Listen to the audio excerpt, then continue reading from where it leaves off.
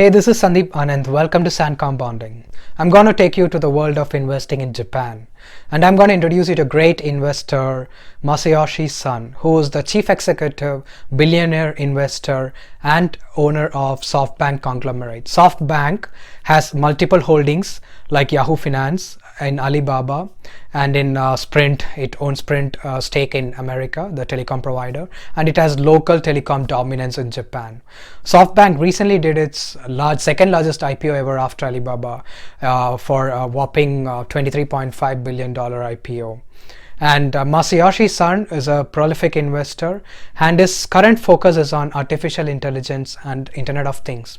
Recently, they put a stake of $32 billion in ARM, which is a company focused on IoT, and he is super excited about the impact artificial intelligence can make in the mankind and what influence it can do in the next 30 years.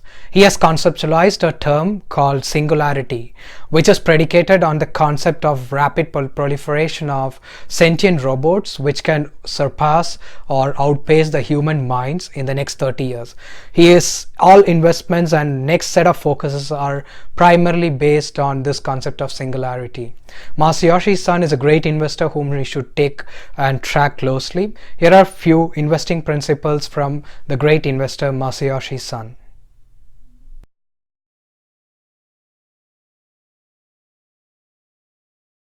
The SoftBank Vision Fund, that is $100 billion fund.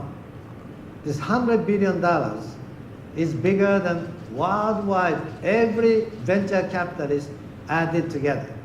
Worldwide venture capitalist volume of the capital is $65 billion. Worldwide, US, China, Japan, all over Europe, everybody added together $65 billion. SoftBank Vision Fund that I just recently announced is $100 billion. So just by ourselves, bigger than entire venture capitalists altogether.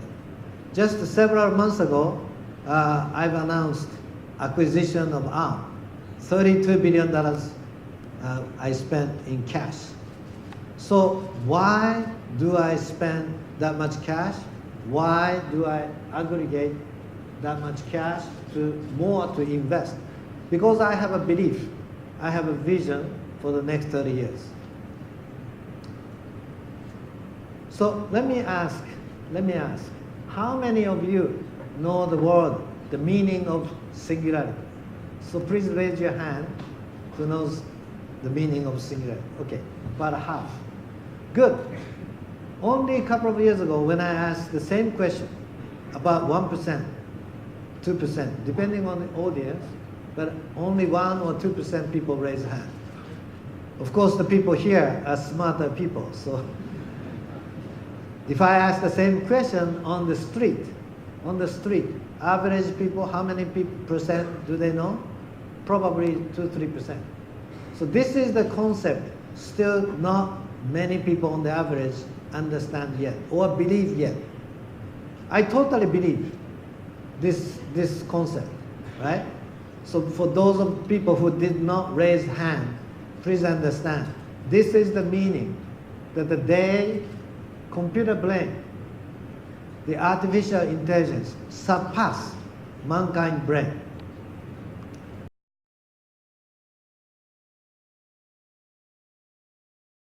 So when we talk about the brain power of mankind, typically, this is not the only way, but typically when we count the IQ, average people's IQ is 100.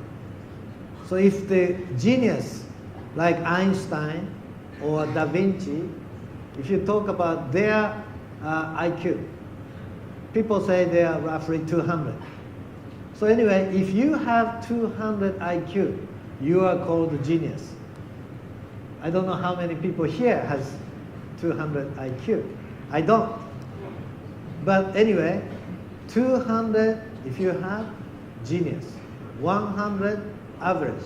Probably IQ on this room is a little bit better than 100. I hope. But anyway, what is the same measurement, IQ?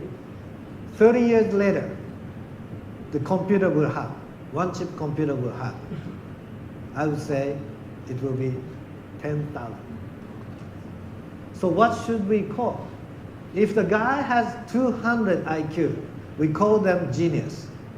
If a guy has 10,000 in IQ, what should we call? Super intelligence. Okay? That is beyond our average people's imagination, how smart they are. But in 30 years, I believe this is going to become a reality. So what should we do? Anyway, when we count the power of our brain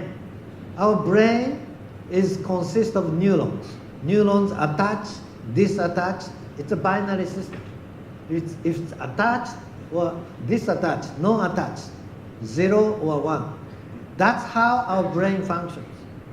That's how our neuron functions to memorize or think or calculate. So in the same kind of measurement, we have transistor in a chip. How many binary systems do we have?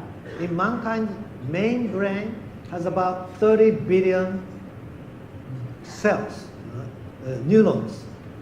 In transistors, when does the 30 billion binary system surpass it? I calculated about 20 years ago. I estimated about 20 years ago, and I said it should be year 2018.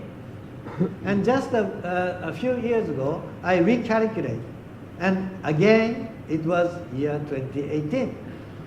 All right? If this year 2018 is few years wrong, I don't care. Right? 5 years earlier or later, it's just a margin of error. The point is, mankind for last 2,000 years, 4,000 years, had the same number of neurons in our brain. We didn't improve the hardware of our brain. But this, in next 30 years, is going to be 1 million times more. So when you have crossover of 30 billion chips, the transistors, does it get smarter than our brain or not? Of course, there is a software algorithm and so on, not just hardware-wise. But if you have 1 million times more binary system, I would say they will be smarter than us. Smarter than us. IQ 10,000. Okay? So, anyway, this burst of super intelligence is happening definitely, in my view, in the next 30 years. Big times crossing over.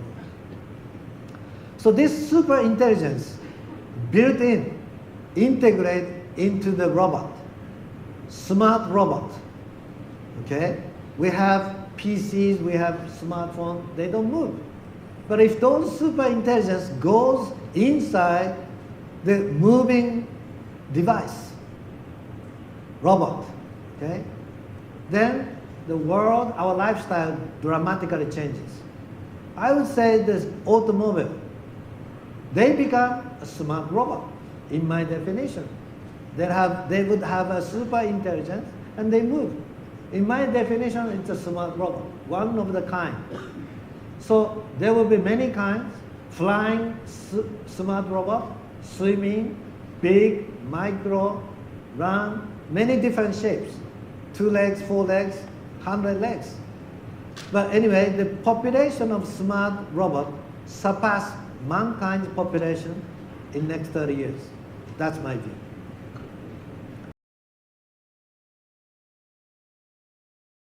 They have a passion, they have a vision, and they're founders of a huge brand because they are pioneer. They pioneered the electronic industry, they pioneered the automobile industry in Japan, fighting with incumbents, not helped by the government, but they made themselves.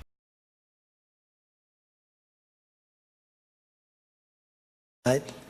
Is having passion, having dream for your own life. Life is only one time.